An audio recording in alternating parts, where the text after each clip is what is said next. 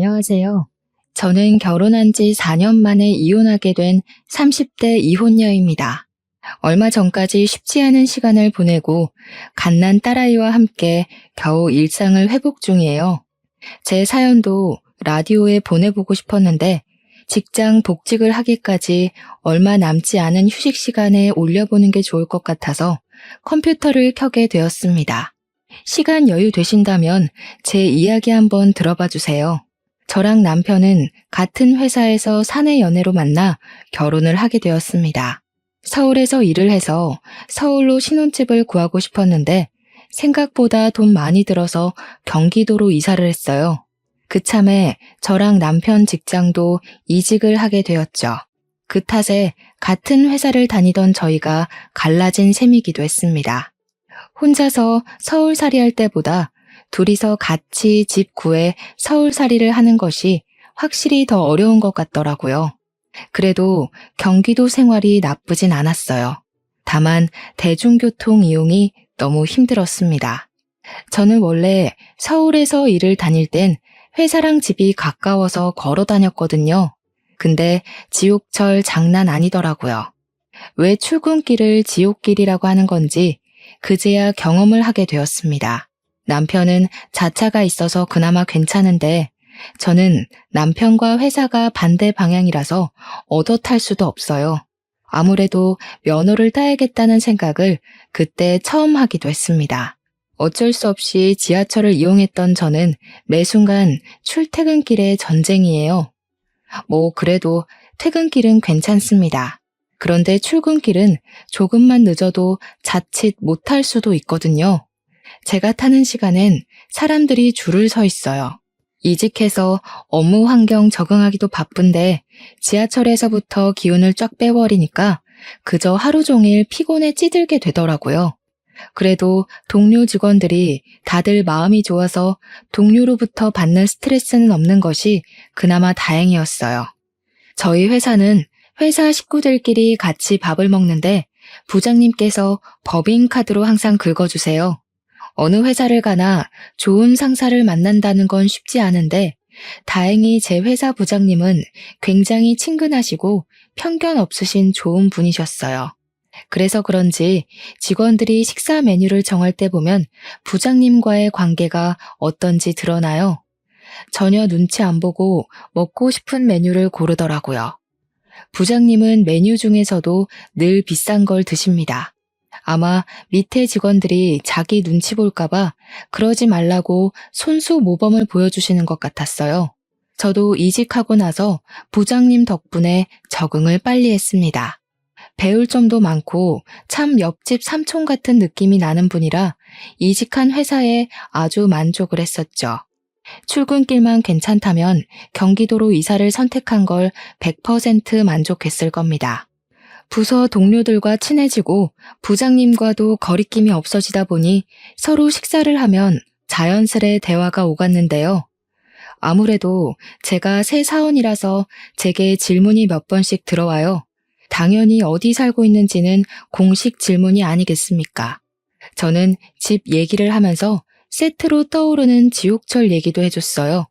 그랬더니 직원들이 카풀 언급을 하더라고요. 부장님께서도 제가 어디에 사는지 정확히 묻더니 혼자서 지도를 한번 보셨어요. 그리곤 제게 회사 가는 길이 우리 집을 거쳐가는 방향이니까 출근길에 태워주겠다고 하는 겁니다. 처음엔 그 얘기를 듣고 좀 당황했어요. 부장님과 친해졌다고는 하지만 단둘이 차를 타고 출근을 할 정도는 아니었거든요. 그래서 어색하게 웃으며 괜찮다고 상황을 모면하려고 했는데 알고 보니 부장님 차를 타고 출근하는 사원들 몇 명 더 있더라고요. 우리 부서에도 여직원 한 분이 타고 다닌다고 저보고 같이 합석하라고 하는 거 있죠. 그래서 저도 마음이 놓였고 그때부터 부장님 차를 얻어 타고 출근을 하기 시작했습니다. 부장님 차에는 저랑 부장님을 포함해서 여직원 2명, 남직원 3명이었어요. 만석이었지만 지옥철에 비하면 천국이나 다름없는 출근이라 얼마나 좋았는지 모릅니다. 이로써 제 경기도 삶은 완벽해졌다고 느꼈을 정도라니까요. 카풀, 사실은 당연히 남편한테도 밝혔습니다. 남편도 긍정적으로 생각해줬어요. 카풀을 하다 보니까 출근 시간까지도 여유로워졌는데요. 남편이랑 같이 아침밥을 겸상할 수 있어서 그것도 얼마나 좋았는지 몰라요. 그렇게 무난한 일상을 보내던 어느 날이었습니다. 주말에 마트 갈 일이 있어서 남편이랑 같이 움직였는데요. 남편 차 조수석에 올라탔는데 조수석 좌석이 제가 늘 앉았던 느낌과 다르게 조정되어 있더라고요. 남편한테 혹시 여기 누가 탄 적 있냐고 물었더니 남편이 아침에 동료 직원을 카풀한다고 하는 겁니다. 카풀한다고? 왜 말 안 했어? 언제부터 했는데? 뭐, 바빠서 말한다는 게 까먹은 거지. 그 직원도 너처럼 지하철 때문에 골치 아프다길래 어차피 가는 길이라 내가 태워준다고 했어.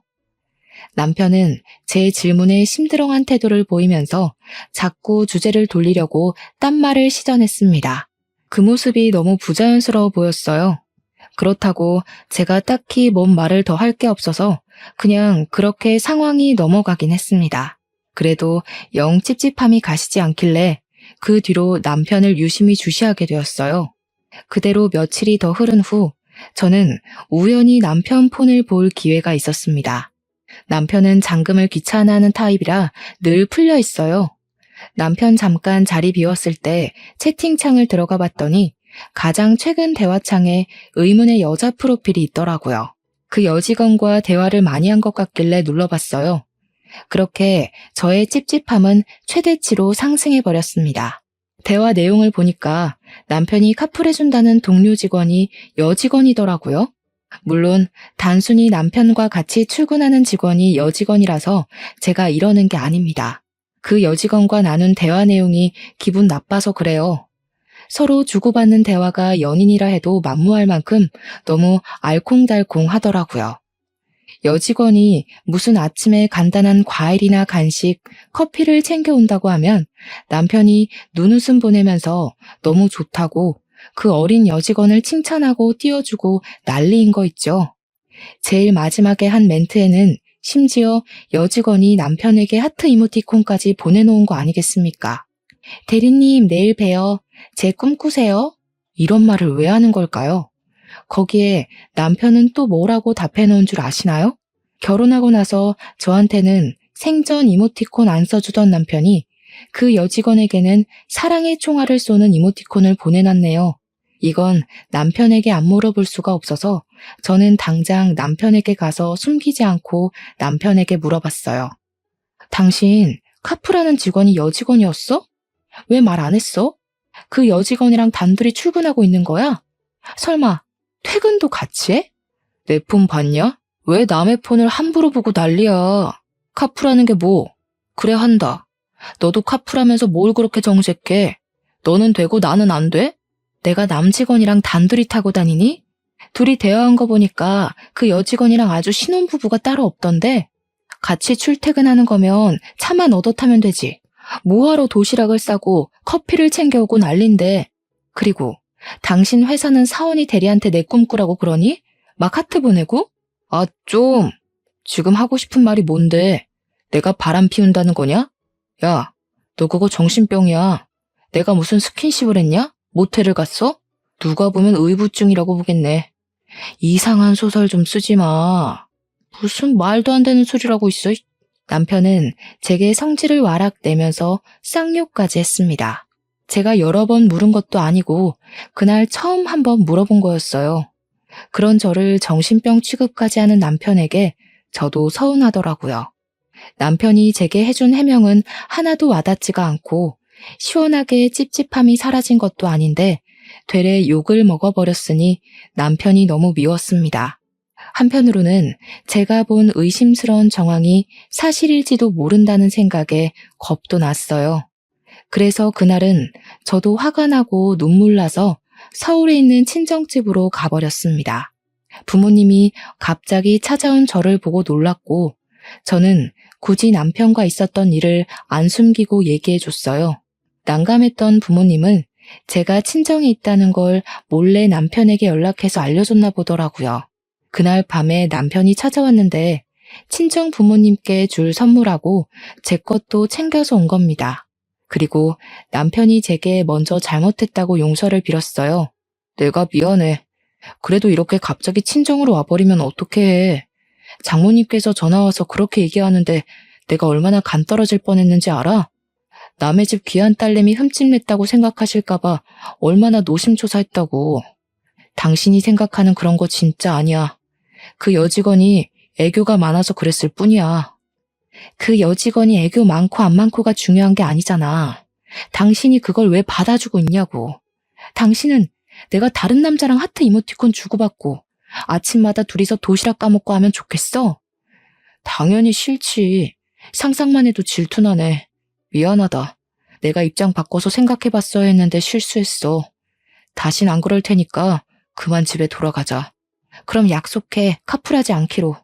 나도 다시 지하철 타고 다닐 테니까 당신도 이제부터 혼자 다녀. 아무도 카풀하지 마. 좀 유치하다 생각하실 수도 있지만 이렇게 확실히 싹을 잘라놔야 다음에 더 큰 문제가 안 생긴다고 생각했어요. 다행히도 남편은 제 입장을 이해해줬고 카풀도 안 하겠다고 수긍해줬습니다. 그래서 저는 그날 밤늦게 남편과 신혼집으로 돌아갔어요. 우린 그렇게 잠깐의 위기를 넘기고 무난하게 또 잘 살았습니다. 제 출근길은 다시 지옥철이 되었지만 다니다 보니 익숙해져서 괜찮았어요. 또 대중교통 이용하니까 생활 운동도 되는 것 같고 좋더라고요. 그러던 어느 날 제가 남편 차 트렁크에 볼 일이 있어서 남편 차키를 대신 들고 남편 차를 찾은 날이 있었는데요. 할 일을 하다가 우연히 조수석 방향을 보게 됐어요. 그런데 조수석 좌석이 좀 이상한 겁니다. 하던 일을 멈추고 조수석으로 가서 확인을 해봤더니 조수석 등받이가 뒤로 확 젖혀져 있는 거 아니겠어요? 조수석이 젖혀져 있을 일이 뭐가 있을까요? 제가 운전을 안 해서 운전자 행동에 대해 잘 아는 건 아니지만 조수석을 완전히 젖힐 만한 일이 뭐가 있나요? 알고 계시면 코멘트 좀 부탁드립니다. 어쨌든 제가 몰라서 그럴 수도 있지만 일단 저는 그게 이해가 안 되었다는 거예요. 그래서 남편한테 가서 또 따지듯이 물었습니다. 왜 조수석이 뒤로 넘어가 있냐고 말이죠. 아, 운전하다가 피곤해서 갓길에 차 대고 눈 좀 붙였어. 운전하다가 졸리면 조수석에서 그렇게 자는 운전자들 많아. 그럼 운전석을 넘겨서 자면 되는 거 아닙니까? 왜 불편하게 조수석까지 넘어와서 자는 거죠? 이해 안 되는 부분은 여전히 많았지만 괜히 더 질문했다가는 싸울까봐 넘어가야 했어요. 솔직히 설마 또 카풀하고 있냐고 여자랑 딴짓한 거 아니냐고 묻고 싶었거든요. 근데 참았어요. 근거 없이 남편을 몰아붙이고 싶진 않았습니다.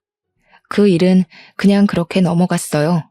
바쁘게 살다 보니까 애매한 건 오래 못 붙들고 있고 금세 까먹게 되더라고요. 그렇게 시간이 흐르고 가족 여행을 가는 날이 왔는데요. 저랑 남편은 결혼 때부터 적금을 모아서 훗날 가족 여행을 가자고 계획을 했었습니다. 벌써 적당 금액이 맞춰졌고 덕분에 가족 여행을 실현할 일정을 잡을 수 있었어요. 이번 여행은 해외로 가는 거라서 친정이랑 시댁을 다 모아서 떠나기로 했습니다. 그래서 이미 한 달 전에 티켓이랑 호텔, 식당 등등 다 예매를 마친 상태였어요. 적금에서 남는 돈으로는 시댁이랑 친정에 캐리어 한 대씩 사드렸고 기분 내시라고 옷도 사드렸어요. 양가 부모님은 물론 저도 들떠서 오랜만에 쇼핑도 많이 했습니다. 그런데 이렇게 끌어오른 기분을 단번에 차게 식도록 만든 당사자가 있었는데요. 바로 제 남편이었습니다. 남편이 가족 여행 떠나기 일주일 전에 갑자기 자기는 여행을 못 가겠다고 하는 겁니다. 회사에서 중요한 프로젝트 하던 게 비상이 걸렸다면서 오랜 기간 휴가를 낼 수 없다고 통보를 하는 거 아니겠습니까? 진짜 미안해. 나도 이렇게 될 줄은 몰랐어. 근데 프로젝트 일이라서 안 할 수도 없고 여행 경비 조금 더 보태서 내가 당신 계좌로 보내놓을 테니까 돈 생각하지 말고 마음껏 쉬다 와. 진짜 미안해. 아쉽다. 같이 가면 좋을 텐데. 하필 타이밍이 그렇네. 어쩔 수 없지. 시댁에는 자기가 말씀드려. 우리 집엔 내가 말할게. 원래 같이 가기로 한 상황에서 구성원이 한 명 빠지면 괜히 김 빠지잖아요. 그때 제 기분이 딱 그랬어요. 하지만 어쩌겠어요. 저도 남편과 동종업계 사람이라서 프로젝트에 비상이 걸리면 휴가 반납해야 된다는 거 누구보다 잘 알고 있거든요. 많이 아쉬웠지만 어쩔 수 없었어요. 결국 남편 빼고 양가 부모님 모셔서 가까운 여행지로 떠났습니다. 고맙게도 남편이 공항까지는 데려다 주고 갔어요. 나중에 귀국하는 날에도 마중 오겠다고 약속해 주었어요. 남편의 배웅을 받을 때는 마치 영영 이별하는 것처럼 속상했는데 놀다 보니까 또 그런 건 금방 잊히더라고요. 그래도 한 번씩은 남편도 같이 왔으면 좋았을 텐데 하는 아쉬움이 불쑥불쑥 튀어나왔어요. 양가 부모님은 저더러 낙오된 놈 생각 말고 노는 데에 집중하라고 했지만 그래도 제가 남편의 배우자 아닙니까? 남편은 제가 꾸준히 챙겨야지 누가 하겠어요.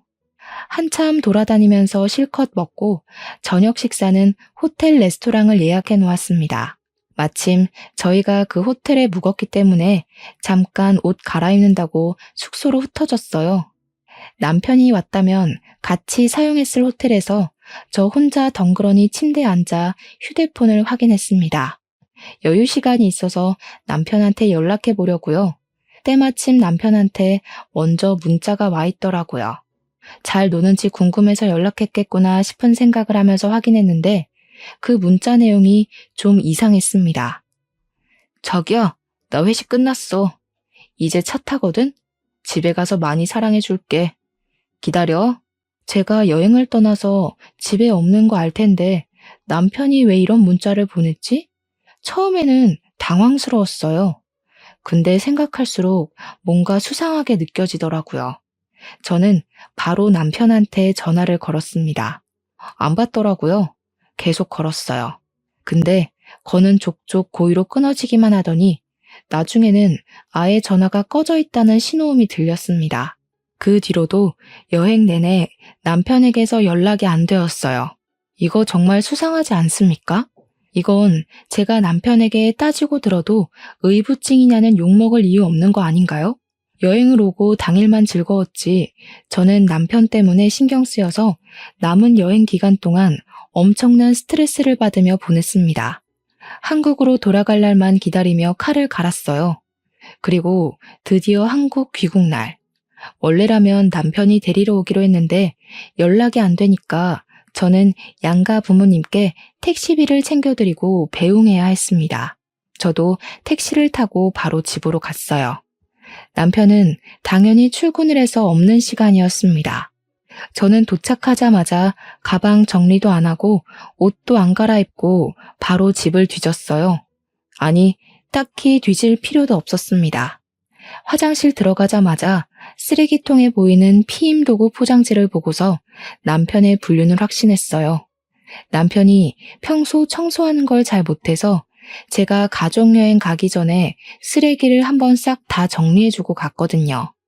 근데 갔다 왔더니 저도 모르는 껍데기가 떡하니 있네요. 이거 완전 증거물 아닙니까? 단단히 화난 저는 남편이 퇴근하는 시간까지 씻지도 않고 기다렸다가 마주했어요. 슬그머니 들어온 남편은 제가 무어라 한마디 하기도 전에 제 앞으로 다가오더니 다짜고짜 무릎을 꿇었습니다. 밑도 끝도 없이 미안하다고만 하길래 그런 식으로 상황을 무마하려는 것 같아서 제가 구체적으로 물었어요. 대체 그 문자 뭐냐고, 나 몰래 바람 피우냐고 따지면서 꼬치꼬치 캐물었습니다. 그랬더니 남편이 제가 여행 가 있는 내내 마땅한 변명거리를 못 찾았던 건지 끝내 불륜 사실을 인정했어요. 미안해 여보. 내가 진짜 정신 나갔었나 봐. 잠깐 현혹되었던 거지 절대 진심 같은 건 없었어. 무슨 말을 해도 여보한테 핑계로 들릴 거 아니까 말도 제대로 못하겠는데 나 진짜 한 번밖에 안 했어. 뭐? 지금 그걸 변명이라고 해? 이런 식으로 행동해놓고 지난번에 나더러 의부증이니 정신병이니 그랬던 거냐? 그때 그 카풀 여직원이랑 바람 피운 거지? 그년이랑 나 몰래 계속 카풀도 했지? 그건 진짜 아니야. 카풀은 당신이랑 약속했을 때 진작에 끝냈어.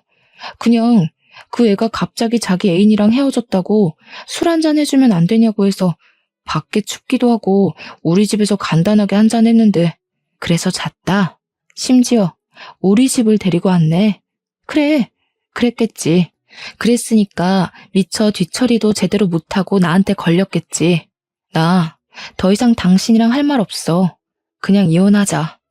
더 말 안 하고 자리에서 일어나는 저를 남편이 급하게 붙잡았습니다. 처음에 한 번 봐줬으면 됐지 뭐가 예쁘다고 두 번씩이나 봐주겠나요? 꼴도 보기 싫어서 저는 남편을 무시하고 친정에 전화했어요. 이혼하겠다고 말이죠. 그러고는 시댁엔 남편더러 말하라고 했습니다. 만약 거짓말로 이를 시 내가 직접 상간녀 데리고 시댁 찾아갈 거라고 해줬더니 남편이 한껏 기죽어서는 알겠다고 하더군요. 그리고 저는 그날 각방을 썼습니다. 다음날 이혼 합의서를 준비할 생각이었어요. 그렇게 다음날 아침이 되었고 남편 출근하고 아무도 없는 오후에 누가 찾아왔습니다. 마침 저는 여행 때문에 피곤해서 쉬려고 연차 하루를 더 내서 집에 있는 상황이었거든요.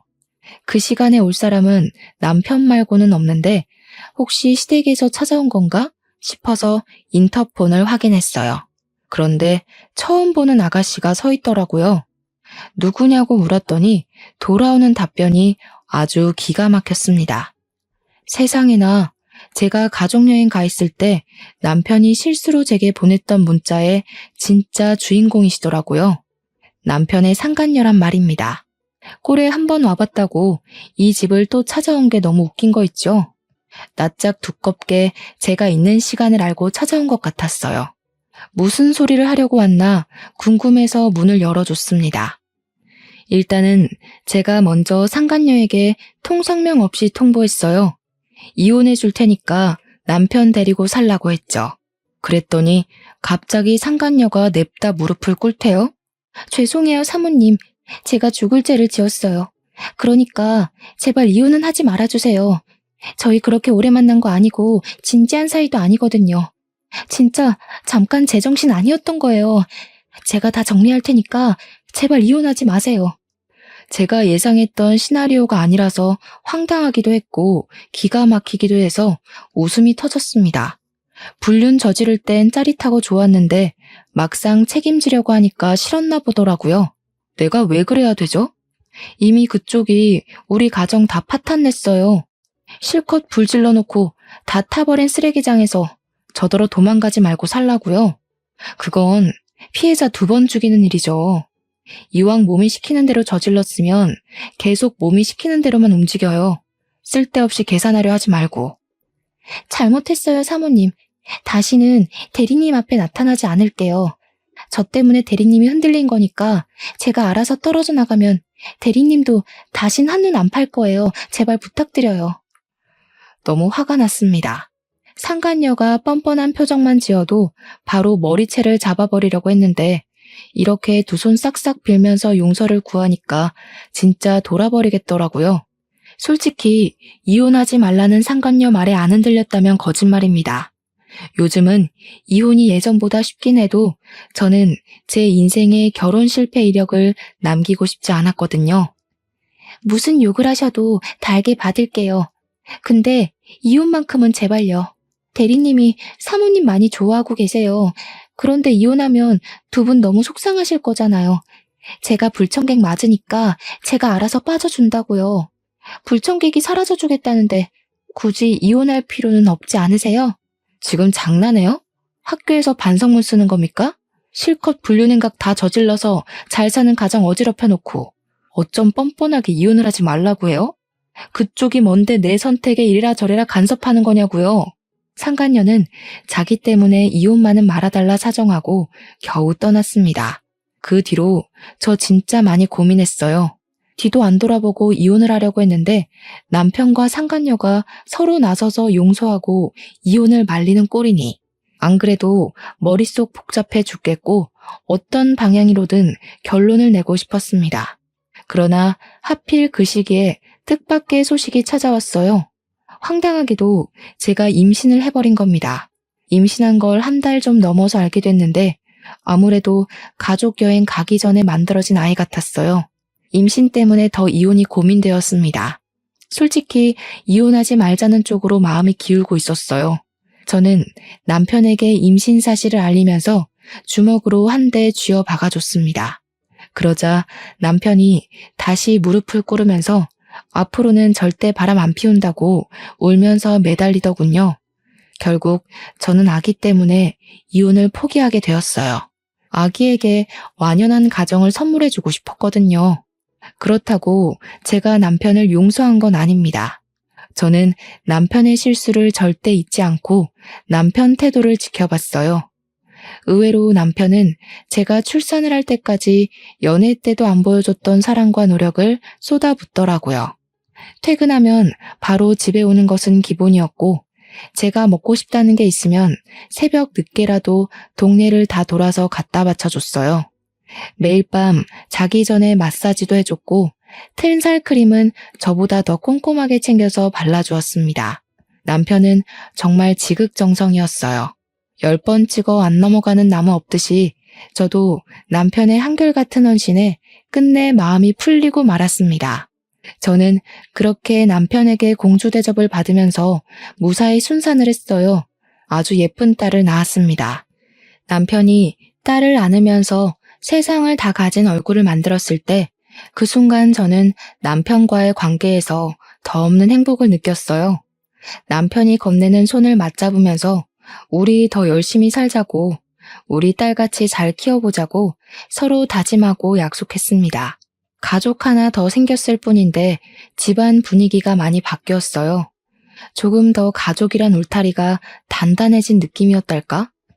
어쨌든 하루하루가 바쁘면서도 행복했습니다. 이렇게만 행복할 수 있게 해달라고 틈만 나면 속으로 빌기도 했네요. 하지만 또 너무 행복하면 불행이 찾아온다는 말이 있잖아요. 그게 괜히 나온 말이 아닐 거란 말이죠. 그래서 한편으로는 왠지 모를 불안을 느끼기도 했습니다. 아니나 다를까 끝내 제게는 더 이상 참지 못할 불운이 또 닥치고 말았는데요. 어느 날 남편이 새벽에 자다가 갑자기 벌떡 일어나더니 허겁지겁 옷을 입기 시작하더라고요.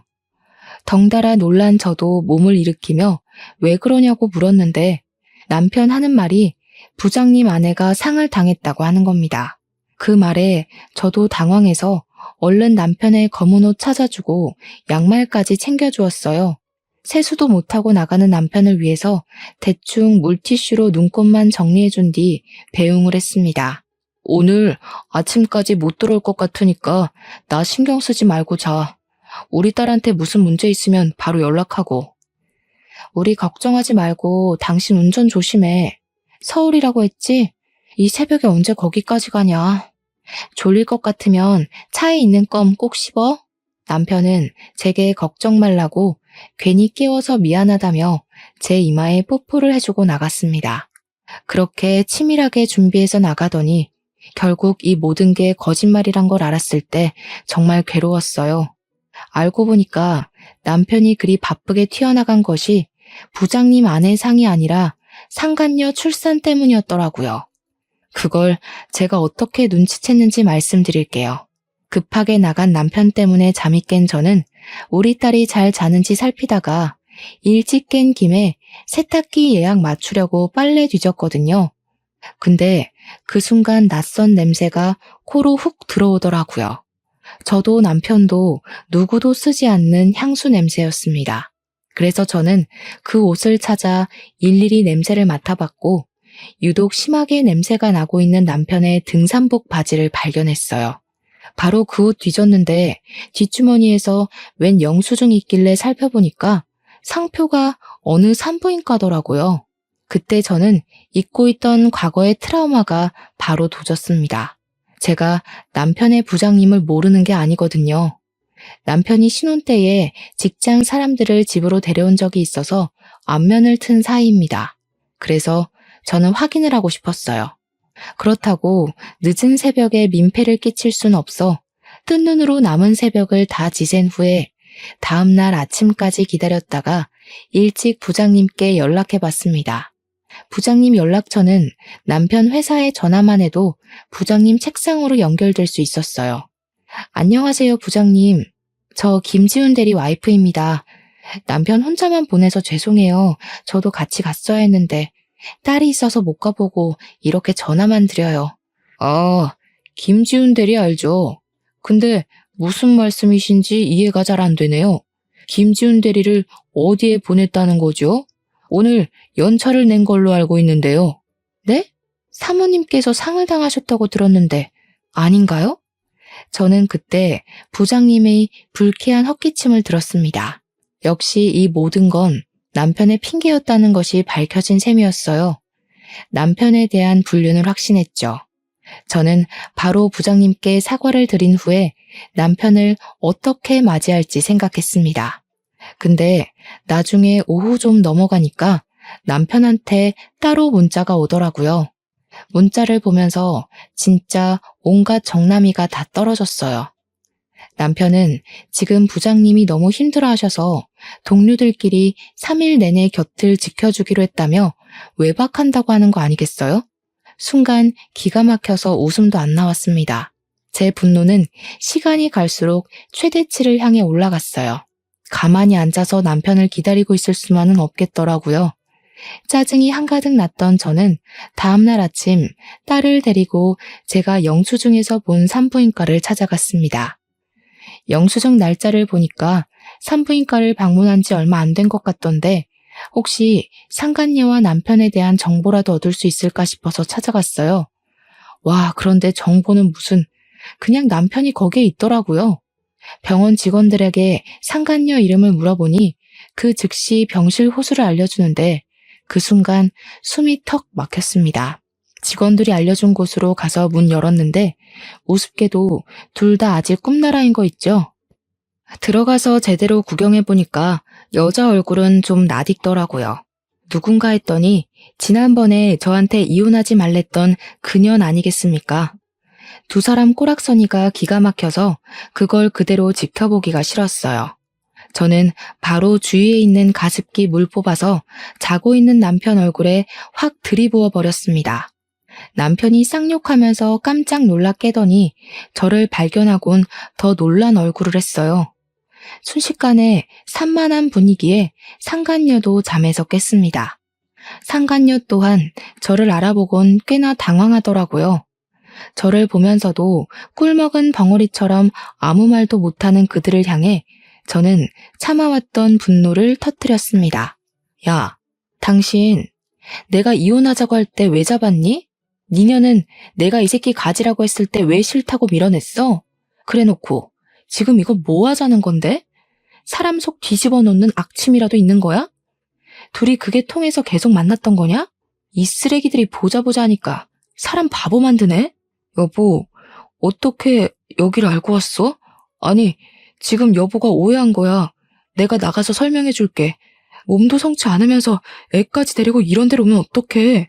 남편은 당황해서 많이 흥분한 저를 밖으로 내보내려 했습니다. 저는 그런 남편의 손길을 뿌리친 뒤 귀싸대기를 시원하게 날려주었어요. 그러고는 재차 이혼을 통보해 줬습니다. 그러니 남편이 또다시 제 앞에 무릎을 꿇더군요. 이제 보니까 저와 남편의 관계가 마치 쳇바퀴 돌듯 제자리를 계속 돌고 있다는 걸 그때야 느꼈습니다. 내가 잘못했어. 쟤랑 따로 살림 차릴 생각은 전혀 없었어. 갑자기 애가 생기는 바람에 그냥 애 낳는 것만 봐주고 연 끊으려고 했다고. 나한테는 당신이랑 우리 아윤이밖에 없어. 믿어줘. 와, 이거 정말 정신 나간 놈이네. 나한테 정신병 어쩌고 하더니 너야말로 머리가 어떻게 된 거 아니냐? 즐길 거 다 즐기고 애까지 낳으면서 양쪽 살림하고 있던 주제에 나랑 내 딸을 입에 담아? 감히 그 더러운 입으로 우리 아윤이를 언급해? 야, 꺼져. 너 같은 쓰레기 다시 주워 담기 싫으니까 전현한테 꺼져버리라고. 안 돼, 여보. 나한테 쟤는 아무것도 아니라니까. 나 진짜 당신이랑 딸 위해서 잘해보려고 마지막으로 해결하러 온 거야. 그동안 내가 당신한테 얼마나 잘했는지 알잖아. 넌 날 호구로 보는 거니? 우리 아윤이 태어난 지 아직 100일도 안 됐거든? 근데 저 여자 이제 출산했잖아. 저 여자가 네 애를 임신했다는 게 뭔 소리겠어?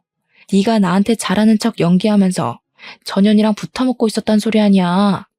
남편이 개소리 시전하는 게 어처구니 없어서 소리를 빽 질러버렸습니다. 우리 딸이 놀라서 울길래 모자를 살짝 눌러서 귀를 막아주었어요. 그 와중에 남편은 빼도 박도 못하게 걸렸다고 생각을 했는지 금세 사색이 되어서는 이제 변명도 안 하고 잘못했다고 용서만 구하더군요. 그때 잠자코 입 닫고 있던 상간녀가 자기 딴에도 위기를 느낀 건지 뒤늦게 나서기 시작했는데요. 사모님, 오해하지 마세요. 저 애 보육원이나 베이비박스에 버릴 거예요. 퇴원하면 오빠랑 다신 연락 안 하기로 했어요. 그러니까 제발 오빠랑 헤어지지 마세요. 저 유부남 때문에 인생 망하기 싫다고요. 아직 새파란 청춘인데. 이런 정신 나간 여자 본 적 있으십니까? 상간녀가 정신 나간 소리를 해대는데 진짜 철딱서니가 없더라고요. 보육원이나 베이비박스에 버리다니 아이는 무슨 죄입니까? 유부남이랑 실컷 즐겨놓고 청춘 망할까봐 겁이 난다니. 이거 제가 이해해줘야 되는 건가요? 저는 웬만하면 산모한테 손찌검을 안 하려고 했거든요. 근데 전혀 나불대는 입술이 끝까지 이기적이라서 도무지 못 들어주겠더라고요. 그래서 우리 딸이 혹시 울면 먹이려고 타왔던 분유를 꺼내서 그 상간녀 얼굴에 쳐 뿌려버렸습니다. 유부남한테 발목 잡혀서 청춘 아깝다고? 청춘 따질 시간에 분유 처먹는 것부터 다시 배워야겠는데 엄마 뱃속에서부터 이미 인생 망해서 태어난 게 무슨 청춘을 누린다고. 네 손으로 망친 네 인생 남더러 책임지라고 하지 마. 뭐라고요? 뭐 하는 짓이에요, 환자한테. 아무리 화가 나도 감히 산모한테 이러면 안 되죠. 상식이 없어요? 옷 다 버렸잖아. 옷 갈아입기도 힘들어 죽겠는데. 상식 없는 년한테 상식 없냐는 말 들으니까 우습네. 처음에 내가 이혼한다 했을 때 안 말렸으면 소송 같은 거 안 했어. 근데 지금 너 하는 꼬락서니 보니까 소송해줘야겠다. 내 남편이랑 회사 같이 다니지? 네 남자랑 사이좋게 해고 한번 당해봐. 남의 인생 망쳐놨으면 똑같이 당할 각오했어야지. 상간녀가 자기 분에 못 이겨서 저를 향해 소리를 지를 때 저는 황급히 제 딸의 귀를 막았습니다. 그리고 얼마 뒤에 간호사들이 병실로 뛰어들어왔어요. 그러거나 말거나 저는 그만 병실을 나서려고 했습니다. 그런 저를 남편이 붙잡으면서 여보 여보 거렸고 졸지에 간호사들은 이 병실의 산모가 상간녀라는 것을 알게 되었을 겁니다. 혹시나 직원들 헷갈리지 말라고 저는 남편을 내치면서 소송장 받을 준비하라고 선포해주고는 병원을 빠져나왔어요. 그대로 나온 저는 남편이 따라오는 걸 느껴서 급하게 택시를 잡아 탔습니다. 택시 문을 닫았을 때 남편이 들이닥치려고 했는데 제가 빨리 출발해달라고 해서 남편을 따돌렸어요. 근데 산부인과 주차장이 지상에 있었거든요. 남편이 급하게 차로 뛰어가더니 제가 탄 택시를 따라잡는 거 아니겠습니까? 그때 저 정말 무서웠어요. 저렇게까지 쫓아올 만큼 간절한 줄 몰랐거든요. 그렇게 가정을 지키고 싶었으면 욕구에 무너지질 말았어야지. 이미 할 거 다 해놓고 봐달라뇨. 제가 뭐 돌아가기만 하면 그 자리에 그대로 있는 고향 같은 존재입니까? 이젠 남편의 똑같은 패턴에 흔들려줄 생각이 없었어요. 아무래도 제가 남편의 불륜에 내성이 생겨버렸나 봅니다. 어쨌든 출발한 지 한 3분 정도 지났을 때도 남편이 계속 쫓아오고 있었어요. 전화를 해서 그만하라고 했는데도 남편은 다시 기회를 달라는 소리뿐이었습니다. 그리고 그 순간이었어요. 전화를 끊으려는데 수화기 너머로 쿵 하는 소리가 들리더라고요. 뭔가 싶어서 돌아봤더니 남편 마음이 급했는지 저를 쫓아온다고 빨간 신호를 어겨버린 겁니다. 그래서 횡단보도 건너는 사람 쳐버린 거예요. 그걸 보고 너무 놀랐는데 이 정신나간 놈이 사람들 다 보는 상황인데도 저를 붙잡으려고 뺑소니 하는 거 아니겠습니까? 결국 저는 기사님한테 급하게 말씀드려서 택시를 세웠습니다. 택시에서 내렸더니 사람들이 남편 차를 우르르 쫓아와 남편을 붙잡는 상황이 발생했어요. 남편은 저를 따라 차를 세웠고 차에서 내리는 순간 사람들에게 붙잡혀버렸죠. 사람들은 남편을 잡아 끌면서 경찰에 신고를 했습니다. 사람을 쳐놓고 어딜 도망가냐고 쓰레기 취급을 당했어요. 그 와중에도 남편이 제게 얘기 좀 하자고 소리를 지르길래 저는 오히려 사람들한테 도움을 청했을 뿐입니다. 저놈이 저랑 우리 딸을 위협한다고 말이죠. 그랬더니 사람들은 남편이 더더욱 제 곁에 못 오도록 막아주었어요. 그 사이 112는 금방 나타나 남편을 바로 체포했습니다. 남편은 바로 연행되어 갔고 저는 남편 차에 치인 피해자가 걱정이 돼서 사고 횡단보도로 뛰어갔어요. 어느새 119까지 와서 피해자를 실었습니다. 그리고 저는 그 피해자가 저 때문에 사고를 당하게 된 것 같아서 끝까지 지켜봐주고 싶었어요. 보호자가 오기 전까지 구급차를 타고 함께 따라갔고 수술실 앞도 지키고 있었습니다. 피해자 가족들이 오시고 난 후에 집으로 돌아올 수 있었어요. 남편을 소송하는 과정에서 알았는데 그 피해자분이 안타깝게도 크게 사고를 당해서 뇌사 상태가 되었다고 하더라고요. 그래서 남편은 도주치상죄를 물어 징역 3년을 선고받았습니다. 거기다 저는 바로 이혼 소송과 상간녀 소송을 진행했고 정신적 손해배상과 양육비를 청구했어요. 남편은 수감 생활 3년을 마치고 나오더라도 어마어마한 빚 때문에 계속해서 감방에 사는 기분을 느낄 겁니다. 그런데 재판 과정에서 예상치 못한 죄명이 추가되는 바람에 남편의 형량이 더 추가되는 일이 발생했는데요. 남편이 재판받던 도중에 뺑소니 피해자가 결국 사망을 해버렸다고 해요. 그래서 남편은 총 7년의 징역을 선고받게 되었습니다. 남편의 깜빵 생활이 늘어난 건 다행인 일이지만 어느 날 한순간에 떠나버린 고인은 무슨 죄인가요? 남편 때문에 지금 몇 사람이 피해를 본 건지 모르겠네요. 부디 남편이 자신의 모든 잘못을 똑똑히 알고서 평생 죄책감에 불행해 살면서 살았으면 좋겠습니다. 아, 그리고 상간녀는 당연히 회사에서 쫓겨났어요. 제가 따로 소문을 낸 건 아닌데 이미 그 상간녀 이미지가 회사에서 꽃뱀 같은 느낌이더라고요. 제 전 남편이랑만 사고를 친 게 아닌 건지 몇 건 더 걸린 것 같았는데 아이를 임신한 건 제 전 남편과 처음이 아니었나 봐요. 이미 널리 소문이 퍼진 거 있죠? 딱히 더 이상 손댈 이유는 없을 것 같아서 상간녀와의 관계는 그 정도로 마무리해버렸습니다. 그렇게 저는 현재 신혼집을 정리하고 딸과 함께 다시 서울로 이사를 갔어요. 아무래도 식구 하나라도 더 있는 곳에 있어야 그간의 상처를 빨리 잊을 수 있을 것 같았거든요. 다행히도 딸은 아직까지 건강하게 많이 웃으면서 크고 있어요. 저도 받은 위자료가 많아서 한동안은 일 안 하고 딸이랑 부모님과 힐링의 시간을 좀 보낼까 합니다. 그리고 현재는 친정집 이사도 알아보고 있어요. 전 남편이 평생 그곳에서 늙어 죽을 만큼 긴 형량을 받은 것이 아니기 때문에 언젠가는 저를 찾을 수도 있을 것 같단 말이죠. 경기도에 집을 없애버렸으니 그 다음 찾아올 곳은 서울 친정집일 확률이 높거든요. 저희 가족을 지키려면 전 남편과 연결되어 있는 모든 영역을 끊어내야 된다고 생각했습니다. 괜히 부모님께도 민폐를 끼치고 있는 것 같아 좀 죄송하네요. 앞으로는 괜한 남자 믿지 말고 단단한 엄마로서 새 인생을 살아보려 합니다. 여러분들께서 응원 한마디씩 해주시면 더 힘이 날 것 같아요. 저도 여러분들의 앞날을 멀리서 응원하겠습니다. 꼭 감당할 수 있는 고충만 겪으시고 감당하기 벅찬 행복을 느끼시길 바래요.